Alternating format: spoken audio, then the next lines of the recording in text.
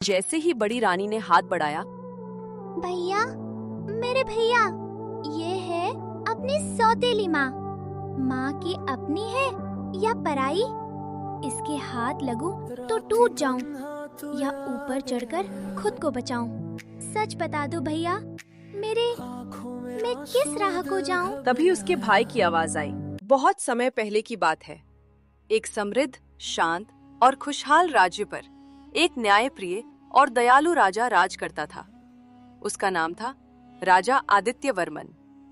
राजा के पास धन दौलत की कोई कमी नहीं थी। 6 रानियां थीं, लेकिन फिर भी उनके जीवन में एक गहरी खाली जगह थी। मेरे पास सब कुछ है, फिर भी ये महल बरसों से सूना पड़ा है।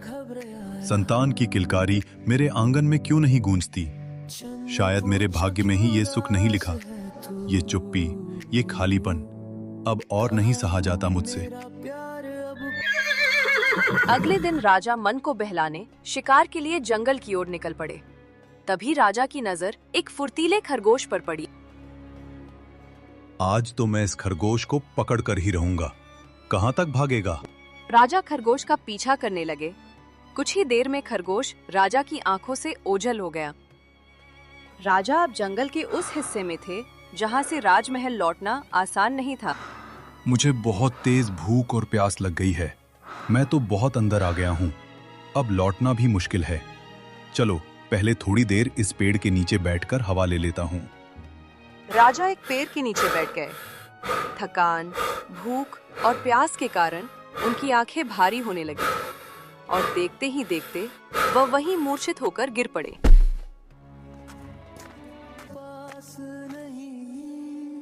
हे भगवान, ये तो कोई राजा लगते हैं। इतने घने जंगल में बेहोश पड़े हैं। लड़की घबराकर राजा के पास पहुंची। उसने उन्हें सहारा दिया, पानी पिलाया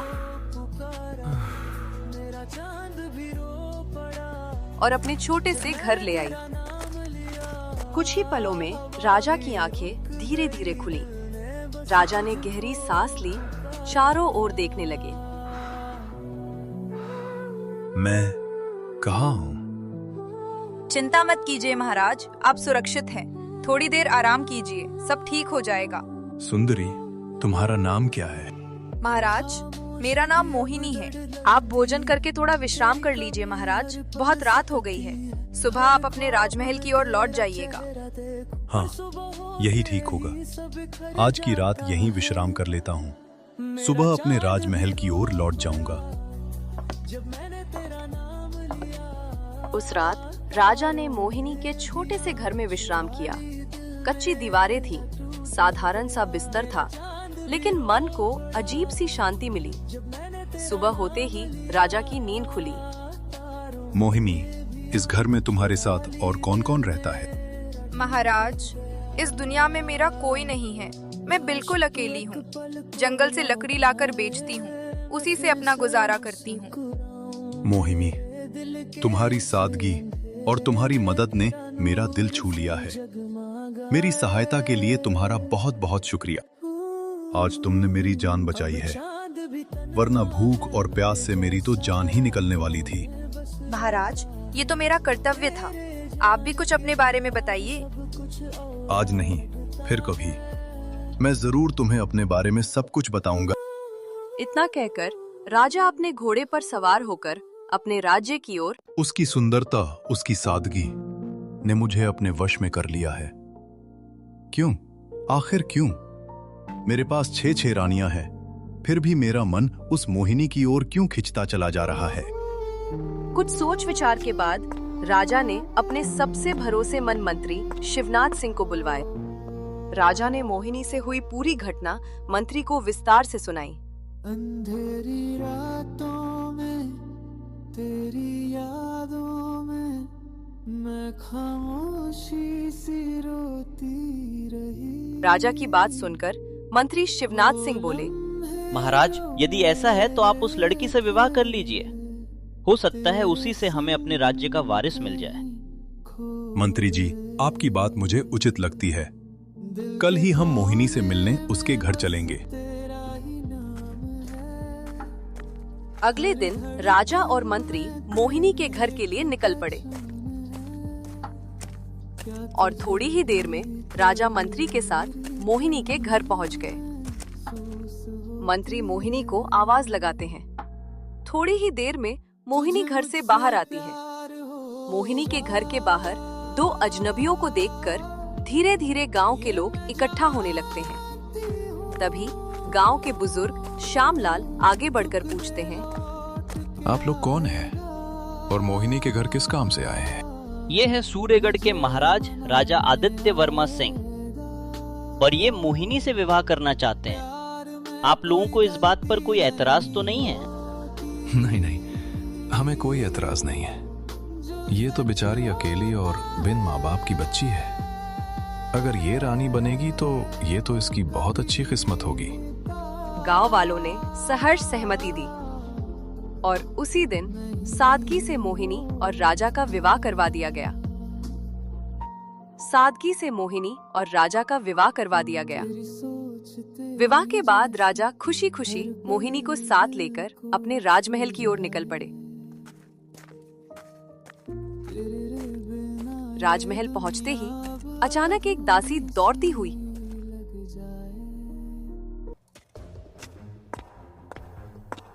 महारानी, आपने सुना? राजा ने विवाह कर लिया है और वो अपने साथ नई रानी को भी लेकर आ रहे हैं। तुम क्या बोल रही हो? महारानी, मैं सच बोल रही हूँ। अभी कुछ ही देर में आपको भी सब पता चल जाएगा। थोड़ी ही देर में महाराज और रानी मोहिनी महल के भीतर प्रवेश करते हैं। महाराज अपनी सभी रानियों को दरबार में बुलाते हैं। सारी रानियां एक एक कर इकट्ठा हो जाती हैं। राजा के साथ एक अत्यंत सुंदर, सौम्य और तेजस्वी रानी को देखकर सभी रानियों के मन में ईर्ष्या और गुस्से की आग धीरे धीरे जलने लगती है। जैसे मैंने आप सभी को हमेशा प्यार और सम्मान दिया है और जैसे आप सब एक साथ रहती आई हैं, वैसे ही आप मेरी इस रानी को भी प्यार और सम्मान देंगी। मुझे आप सबसे यही उम्मीद है। इतना कहकर राजा मोहिनी के साथ अपने कक्ष की ओर चले जाते हैं। समय बीतता गया। राजा का अधिकांश समय छोटी रानी मोहिनी के साथ ही गुजरने लगा। दिन, महीने और फिर पूरा 1 वर्ष बीत गया, लेकिन छोटी रानी को अब तक कोई संतान नहीं हुई। एक दिन राजा का मन बहुत व्यथित हो उठा। छोटी रानी, संतान के लिए मैंने 6 शादियां की, फिर भी मुझे संतान सुख नहीं मिला। मुझे तुमसे बहुत उम्मीद थी, लेकिन तुमसे भी मुझे वही निराशा मिली। लगता है मेरे भाग्य में संतान सुख लिखा ही नहीं है। महाराज, मुझे शिवजी की पूजा करनी है। मैंने सुना है जो मन से महादेव की आराधना करता है उसकी मनोकामना जरूर पूरी होती है। राजा ने छोटी रानी की श्रद्धा देखी और चुपचाप उसे अनुमति दे दी। छोटी रानी बाकी 6 रानियों के पास गई और विनम्रता से बोली, बहनों, हम सब की गोद अब तक सूनी है। क्यों ना हम सब मिलकर शिवजी की पूजा करें? शायद भोलेनाथ हमारी सुन लें। लेकिन बड़ी रानियों को ये बात व्यर्थ लगी। एक रानी तिरस्कार से बोली, हमें पूजा पाठ पर भरोसा नहीं है, इससे कुछ नहीं होता, हम ये नहीं कर सकती। बाकी रानियों ने भी उसकी बात में हाँ में हाँ मिला दी, लेकिन छोटी रानी का विश्वास अडिग रहा। वह रोज सच्चे मन से शिवजी की पूजा करती रही थी। कुछ समय यूं ही बीत गया और फिर एक दिन छोटी रानी गर्भवती हो गई। महाराज, भोलेनाथ ने मेरी सुन ली है, आप पिता बनने वाले हैं। ये सुनते ही महाराजा की आंखें खुशी से भर आईं। अब तुम्हें कोई चिंता नहीं करनी है। तुम्हें किसी चीज की कोई कमी नहीं होगी। राजा ने तुरंत आदेश दिया, छोटी रानी की सेवा के लिए नौकरानियां, दाइयां और पहरेदार हर समय तैनात कर दिए जाएं। पूरा राजमहल खुशियों से गूंज रही थी, लेकिन 6 रानियों के दिलों में ये खुशी जहर बनकर उतर रही थी। छोटी रानी तो पहले से ही राजा की प्रिय थी, अगर इसे संतान हो गई तो हमारा क्या होगा? यही सोचते सोचते 6 रानियों ने छोटी रानी को परेशान करने की योजना बनाई, लेकिन राजा की आज्ञा से छोटी रानी के पास हर समय कोई न कोई मौजूद रहता था। इस कारण 6 रानियां उसका कुछ भी बिगाड़ नहीं पाईं। दिन बीतते गए छोटी रानी की गर्भावस्था का समय अब पूरा होने को था। तभी एक दिन मंत्री घबराया हुआ राजा के पास आया। मंत्री बोला, महाराज, हमारी प्रजा पर बहुत बड़ा संकट आ गया है। पूरे राज्य में भयानक महामारी फैल गई है। हमें इसे रोकना चाहिए। महामंत्री, आप तुरंत सैनिकों को लेकर जाइए और इस महामारी का कोई न कोई उपचार करिए।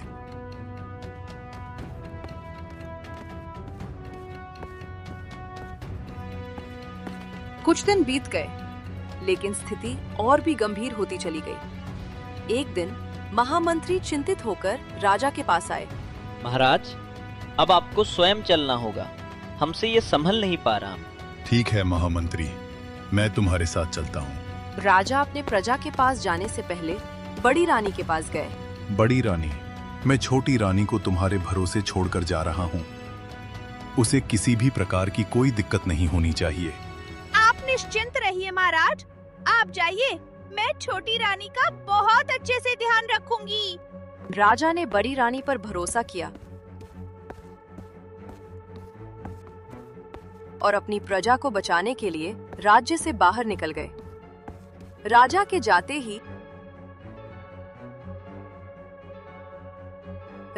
जाते ही महल का माहौल बदल गया। अब रानियों को एक बहुत बड़ा मौका मिल गया था। बड़ी रानी, किसी भी तरह हमें इस बच्चे को धरती पर नहीं आने देना है। ये छोटी रानी राजा की बहुत प्रिय बंदे है ना। अब मैं इसे बताऊंगी कि संतान का सुख क्या होता है। दिन बीतते गए। महल के गलियारों में एक अजीब सी खामोशी छा गई। और फिर एक दिन अचानक छोटी रानी के पेट में तेज दर्द उठने लगा। छोटी रानी करहाते हुए बड़ी रानी से बोली, दीदी, मेरे पेट में बहुत दर्द हो रहा है। लगता है मेरा संतान आने वाला है। तुम यहीं रुको, मैं दाई को बुलाकर लाती हूँ। क्या बड़ी रानी अपना वादा निभाएगी या महल में सबसे बड़ा पाप होने वाला है?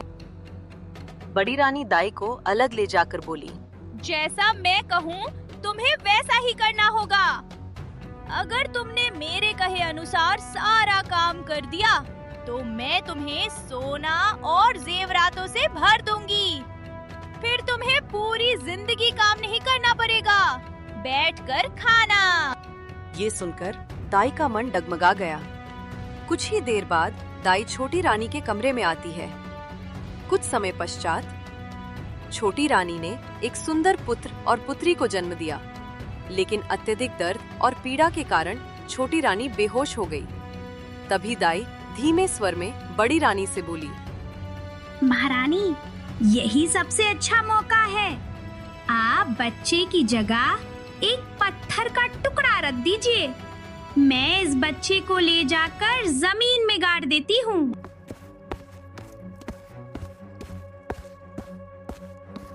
बड़ी रानी ने एक पल भी सोचने में देरी नहीं की। वह बच्चों की जगह पत्थर का टुकड़ा लाकर रख दिया। कुछ समय बाद छोटी रानी को होश आया। दीदी, मेरा बच्चा कहाँ है? तुमने बच्चा नहीं, तुमने पत्थर को जन्म दिया है। नहीं, ऐसा नहीं हो सकता। जो सच है वही मैं तुम्हें बता रही हूँ। छोटी रानी के पास बड़ी रानी की बात मानने के सिवा कोई रास्ता नहीं था। समय यूं ही बीतता गया। महल में हंसी गूंजती रही, लेकिन एक माँ की गोद सुनी हो गई थी। क्या ये पाप कभी सामने आएगा? क्या महादेव इस अन्याय को देखते रहेंगे? 6 रानियों ने यह बात पूरे महल में फैला दी। छोटी रानी को कोई बच्चा नहीं हुआ, उसने पत्थर के टुकड़ों को जन्म दिया है। धीरे धीरे ये अफवाह पूरे महल में जहर की तरह फैल गई। कुछ समय बाद महाराज अपनी प्रजा की हालत सुधारकर महल वापस लौट आए। महल में प्रवेश करते ही महाराज सीधे छोटी रानी के कक्ष में गए। क्या हुआ छोटी रानी, तुम इतनी उदास क्यों बैठी हो? और हमारा युवराज कहाँ है? महाराज, छोटी रानी ने हम सब के साथ छल किया है।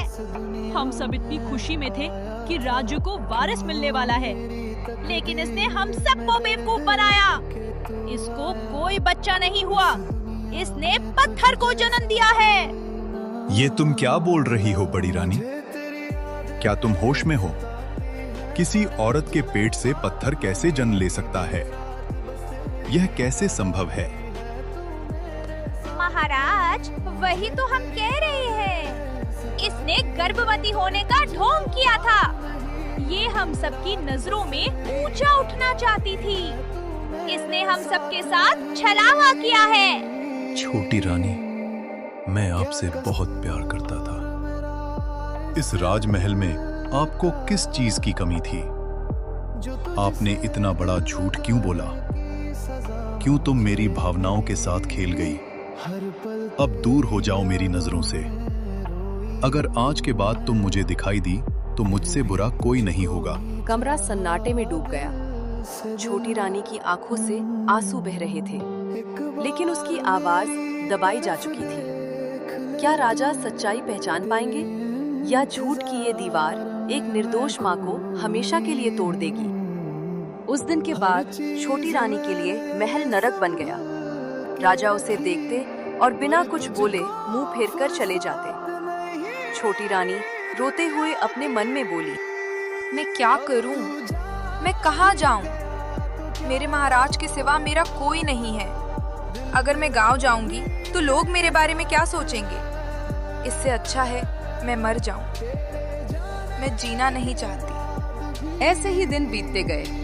इसी बीच अचानक महाराज की तबीयत बहुत खराब हो गई। दूर दूर से वैद्य बुलाए गए, लेकिन कोई भी राजा का इलाज नहीं कर पाया।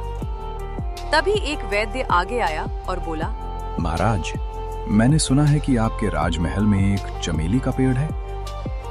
अगर उसके फूल को तोड़कर आपके माथे से छुआ दिया जाए तो आपकी तबीयत ठीक हो जाएगी।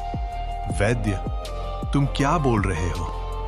हाँ महाराज, मैं सही बोल रहा हूं। ये कोई साधारण चमेली का फूल नहीं है। इसके पीछे एक बहुत बड़ा रहस्य छिपा है, और समय आने पर आपको जरूर पता चलेगा कि इस चमेली के फूल में क्या राज है।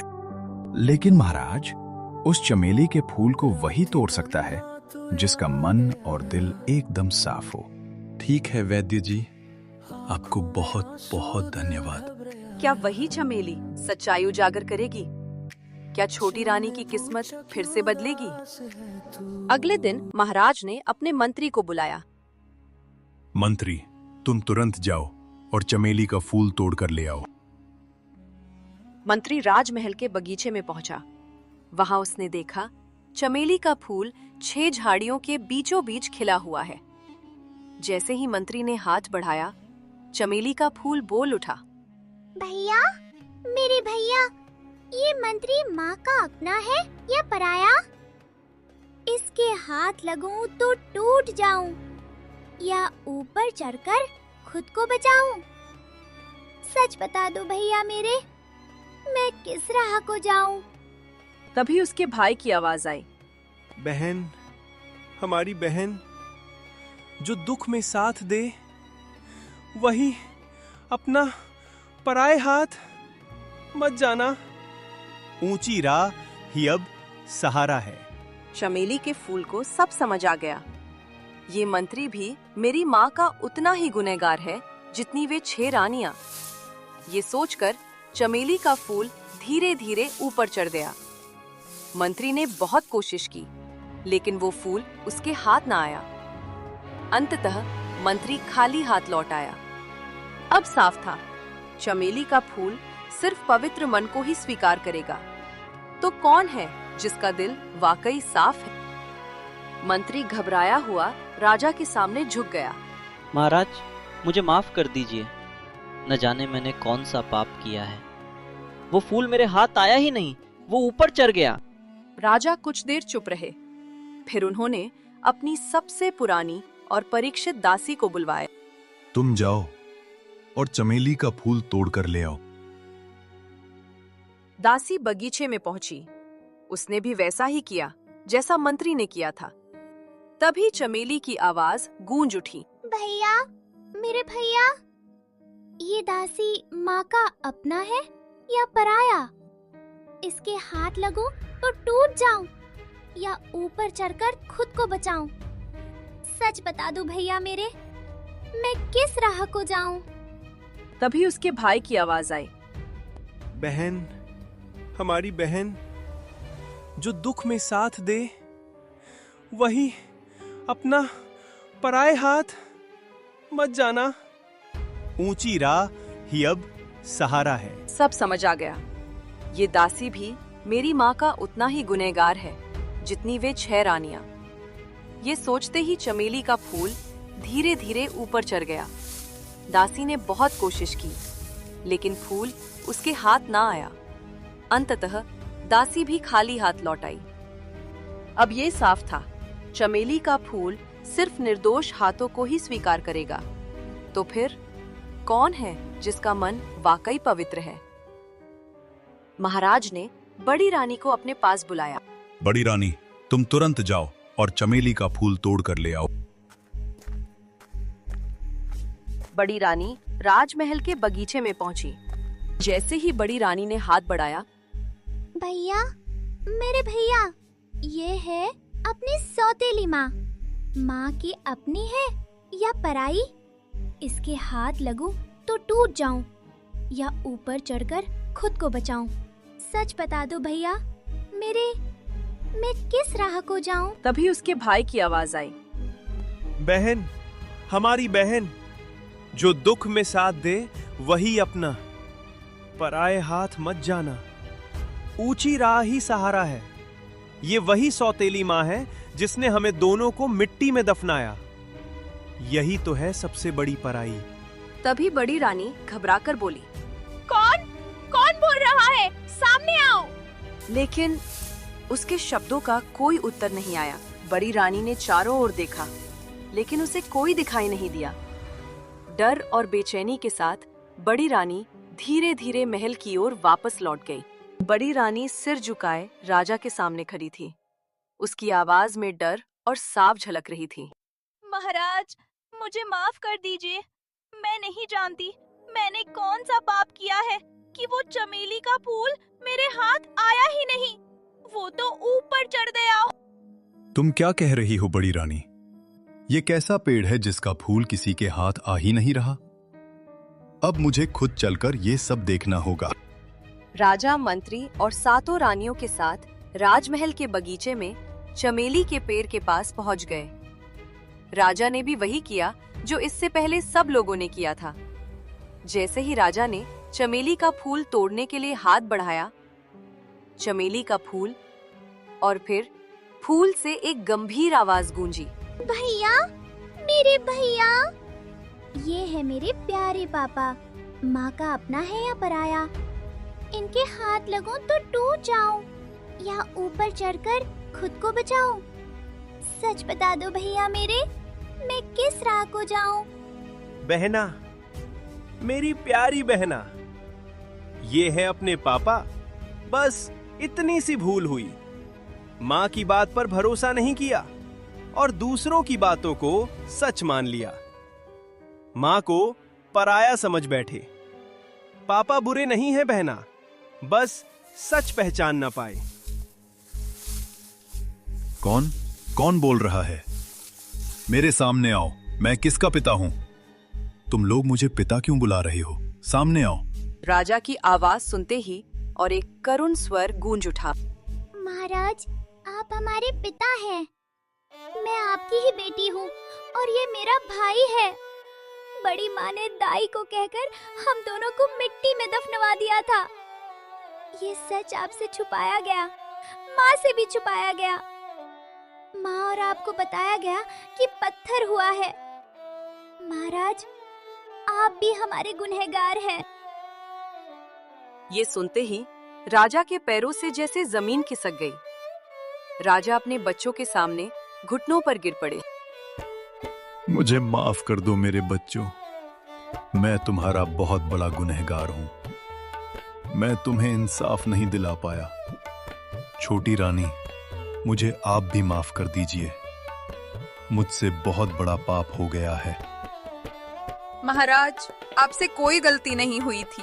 गलती तो बड़ी रानियों और दाई माँ से हुई थी, जिन्होंने धरती पर आए हमारे बच्चों को ही दफना दिया। उनकी क्या गलती थी महाराज, जो दुनिया में आने से पहले ही उन्हें खत्म कर दिया गया। सच सामने आते ही राजा की आंखों में आंसू नहीं, आग थी। राजा गरजते हुए बोले, सिपाहियों, इन रानियों और इस दासी को तुरंत मेरी नजरों से दूर ले जाओ और इन्हें काल कोठरी में बंद कर दो। जिस तरह इन्होंने मेरे मासूम बच्चों को मिट्टी में दफना दिया, उसी तरह काल कोठरी की अंधेरी दीवारों में इन्हें भी जिंदा दफना दो। कभी कभी सच बहुत देर से सामने आता है, लेकिन जब आता है तो सब कुछ बदल देता है। माँ की ममता और बच्चों की आत्मा ईश्वर के सबसे करीब होती है। जो उनके साथ अन्याय करता है वह कभी बच नहीं पाता। अहंकार और ईर्ष्या इंसान को अंधा बना देती है और अंधापन मासूमों की जान ले लेता है।